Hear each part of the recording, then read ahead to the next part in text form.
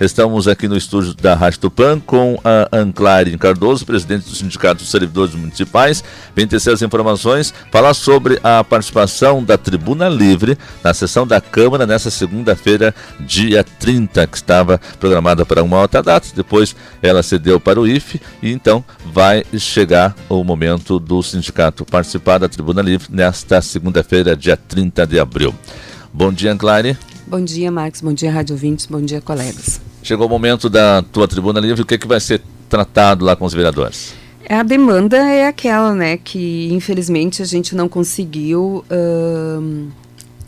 fazer com que mudasse, ou que pelo menos tivesse um estudo, ou que se tivesse, sei lá, uma perspectiva de mudança via o prefeito mesmo, né? Porque nós tentamos conversar com ele por 4 vezes e até o presente momento ele ainda não tem uma resposta para nos dar desta demanda que nós temos há bastante tempo, né? Que é a questão do horário das EMEIs, porque fazer trabalhar 40 horas, quando se tinha há mais de 22 anos horário corrido, né? Uhum. Se faziam às 6 horas, depois iam para casa. Aí, até o presente momento, a gente não consegue ver o lado positivo de se trabalhar essas 40 horas, né? Porque se for o lado econômico, não apareceu ainda. Ele não aparece o lado econômico. Se for o lado da questão do atendimento ao aluno, a gente também não vê. Porque aí tu para e pensa, né? Eu entrava às 7, saía às 1, eu ia para casa e descansava. Agora eu entro às 7, saio às 11 ou saio ao meio-dia, eu retorno e eu sigo trabalhando mais 4 horas. Trabalhar com criança não é fácil, né? Trabalhar com criança não é fácil. Então, assim, é algo assim que ainda está dando bastante transtorno, né? Fiz um levantamento com as outras prefeituras aí, fui ver o horário de prefeituras que estão suprimindo horário, né? Estão trabalhando às 6 horas corrida, uma porque não tem um dinheiro que não chega, ou que não tem no orçamento deles, para que se expanda, se trabalhe mais, né? Porque tu sabe que daí tu vai gastar mais água, mais luz, né? Não estou falando esse no caso das EMEIs, eu estou falando no caso do administrativo e das outras repartições. Aí a gente tem que ver a questão que eu sempre pergunto para o prefeito, custo-benefício. Quanto é que está custando isso aí? Tá, e o trabalho melhorou? E o nosso município está sendo bem atendido? E as nossas crianças elas estão sendo bem atendidas? E dentro dessa seara, dentro desse gancho, a gente puxa a questão de suprimir o horário das escolas do interior, né? Porque agora elas trabalham 3 dias por semana o dia inteiro. Como é que tá? Como é que tá o aprendizado?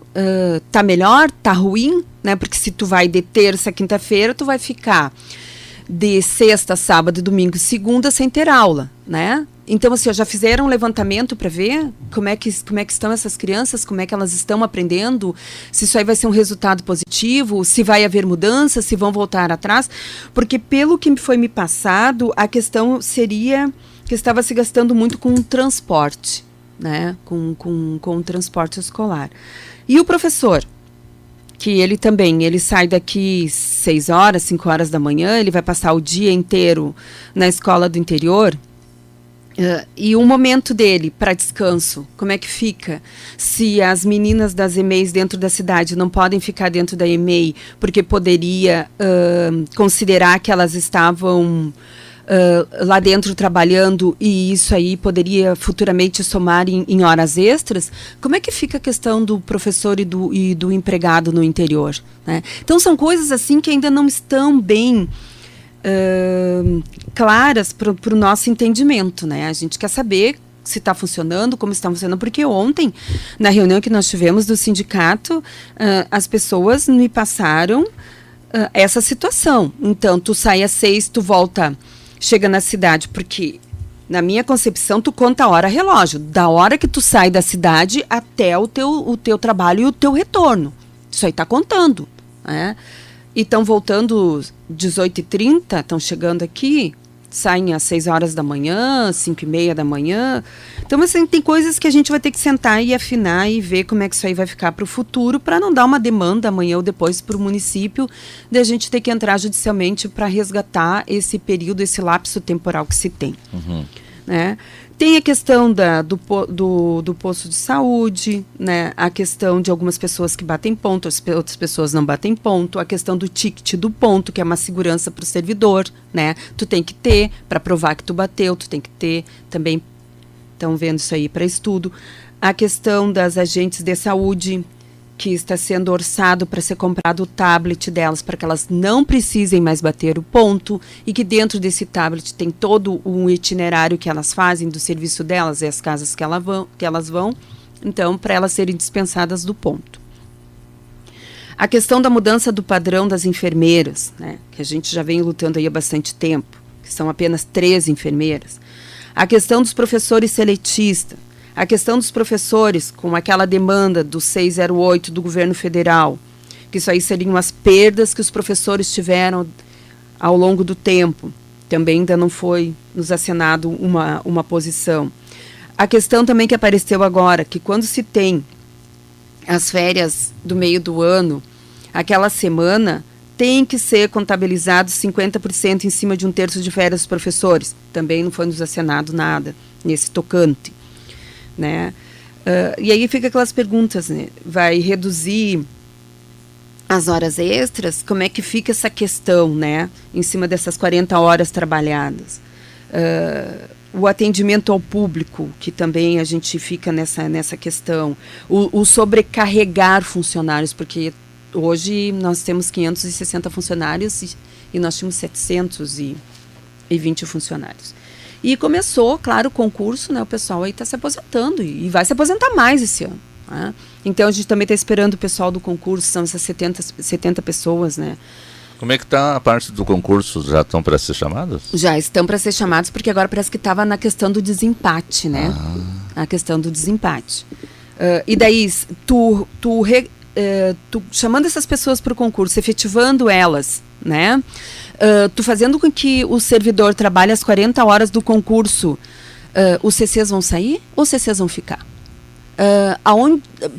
Essa economia, ela vai ser direcionada para os servidores, para que se nós tenhamos um aumento real?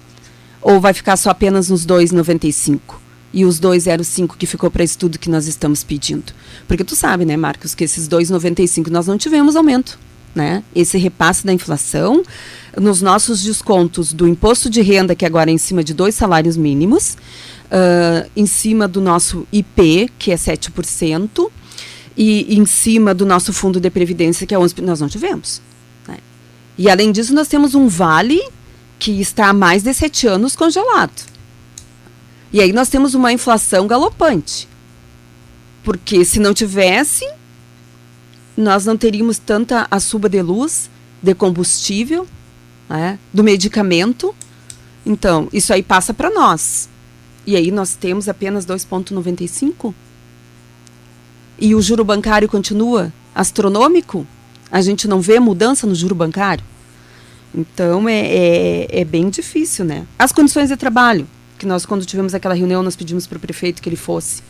Em cada EMEI, em cada repartição, em cada setor, em cada escola, em cada posto de saúde, para ver realmente o trabalho que é desenvolvido e as condições de trabalho dos servidores.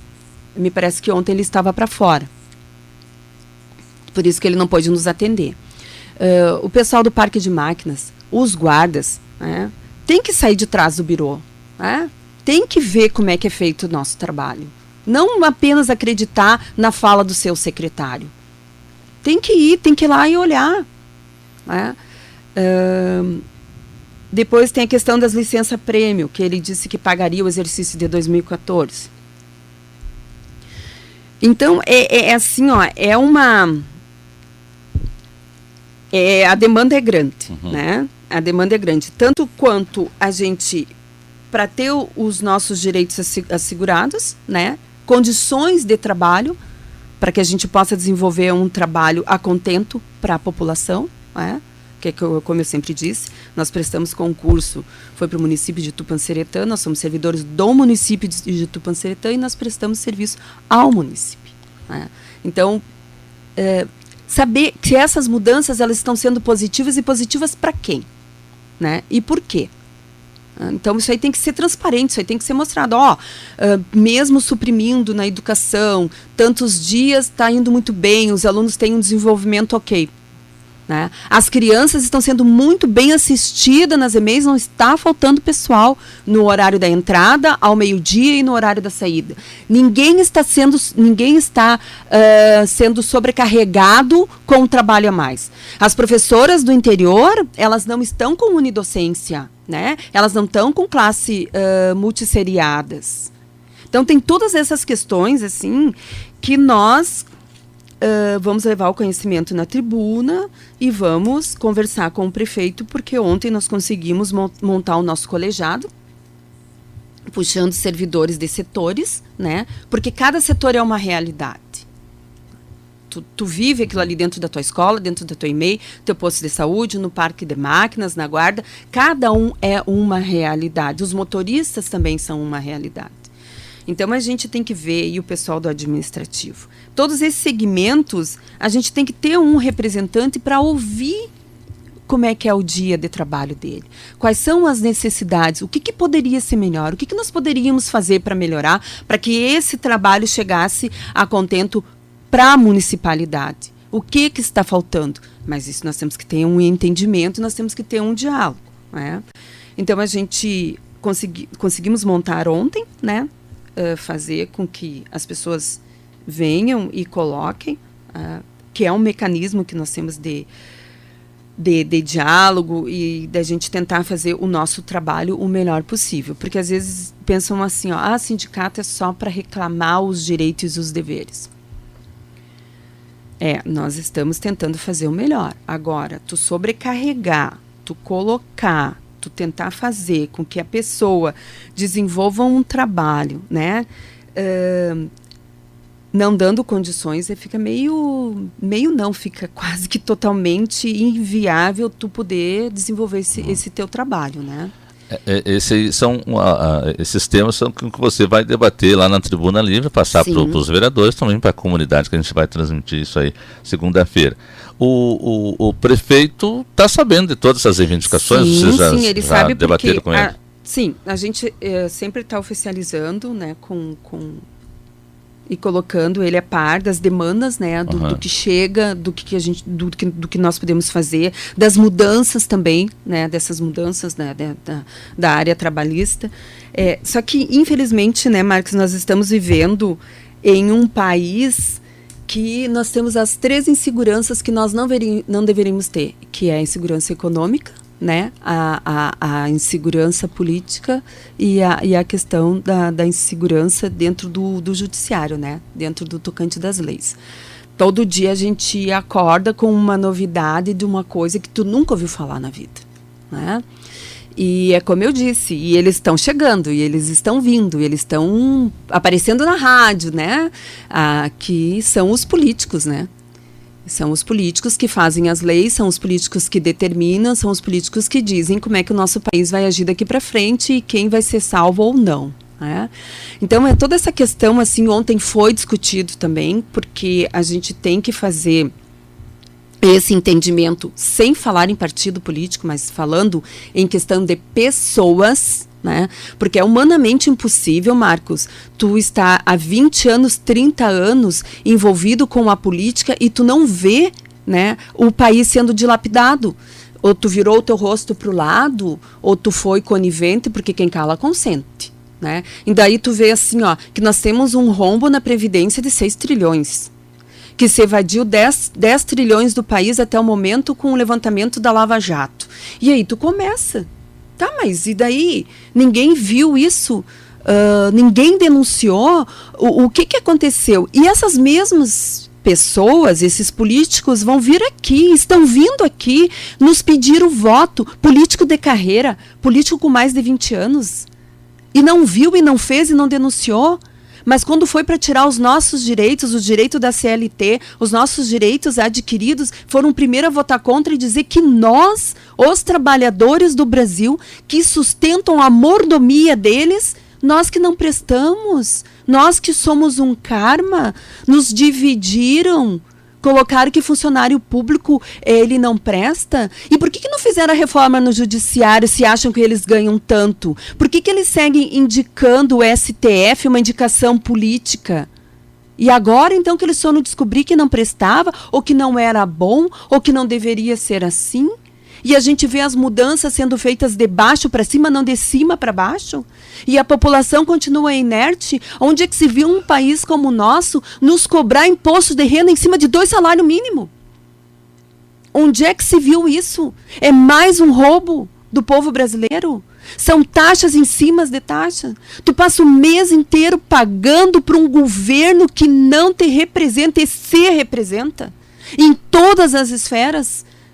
Isso aí, infelizmente, é a nossa realidade e nós vamos ter que nos unir e nós vamos ter que nos despertar. Nós vamos ter que, não colocar mais ninguém que está lá, não reeleger ninguém. Ou eu não sei o que vai ser de nós aqui para frente. Porque se nós persistimos no continuismo do erro, porque é um continuismo do erro, e aí você vê dizer assim, vender a bacia de Campos. Porque tem que privatizar. Privatiza quem não tem competência. Privatiza quem não quer realmente trabalhar.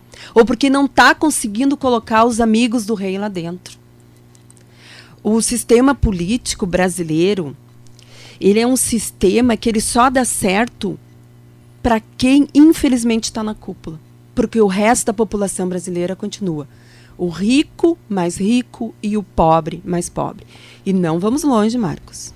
Logo, logo, se não tiver uma mudança, nós vamos voltar a receber complemento salarial e ter todos aqueles direitos de anos a fio serem suprimidos de um país que teve 3 anos de um PIB negativo, que eu não sei se é verdade ou se é mentira que está crescendo agora. Eu já não sei mais o que é verdade, o que é mentira, infelizmente, no nosso país, porque a gente vive de uma mídia e de pessoas que a gente não sabe se estão falando a verdade, né? E a gente não está lá dentro para ver realmente esses números, esses crescimentos. A gente vê um impostômetro dizendo que a gente consegue arrecadar 2 trilhões de impostos, mas que 3 trilhões são sonegados. Você vê uma política onde o cidadão de bem paga seus impostos e ele só pode movimentar por dia um percentual X, se eu não me engano, R$ 1.500.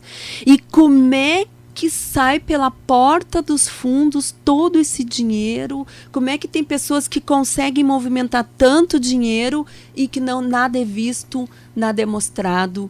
E infelizmente, com essa história de se ter para os políticos a regalia do foro privilegiado, se eles forem reeleitos, eles não serão julgados pelos seus possíveis crimes. Então, eu quero conclamar a categoria. Mas tem sorteio na praça, dá tempo de ir lá e depois ir no sorteio da praça. O momento é agora de se fazer presente, o momento é agora das suas reivindicações, porque eu já falei. O sindicato, na pessoa da presidente, não é absolutamente nada. Nós somos 320 sindicalizados. Então, nós temos que mostrar que nós estamos descontentes, sim, e o momento é agora, e é na tribuna que lá vai ser falado. Todas essas reivindicações, porém, mais sucintas, que chegam até o sindicato. Eu quero agradecer o espaço e dizer que dia 1º de maio, né, o Dia do Trabalhador, em um país que não valoriza o seu cidadão, não valoriza nós, né, o brasileiro, onde nós somos divididos, né, infelizmente em verde, amarelo ou vermelho, em um país que ama mais o futebol, né, um cidadão que ama muito mais o futebol que o seu país. Eu acho que a gente tem que sentar e refletir nesse dia primeiro. E que realmente a gente mude daqui para frente. Porque se nós, enquanto cidadão, não ficarmos unidos pela mudança do nosso país, eu não sei o que vai ser. Muito obrigada. Nós agradecemos a presença da Anclaren Cardoso, presidente do Sindicato dos Servidores Municipais, que veio aí, então, fazer conclamando aí a comunidade, né, os servidores, para a participação da Tribuna Livre na sessão da Câmara nesta segunda-feira, dia 30 de abril.